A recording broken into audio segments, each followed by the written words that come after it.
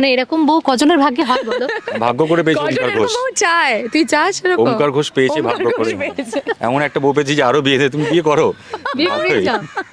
এটা মানে বাঁচতে চাইছে ওমকারের থেকে নাকি সত্যি করে ভালোবেসে? কন্ট্রাক্ট থেকে বাঁচতে চাইছে, ও কন্ট্রাক্ট 3 মাসে শেষ করে না, পালাবার না। প্ল্যান করছে, সেই জন্য এইটা হচ্ছে ওমকার ঘোষ ভাবছে, বাট দেন এইটা আসল রিজন নয়। হ্যাঁ, এটা আসল রিজন নয়।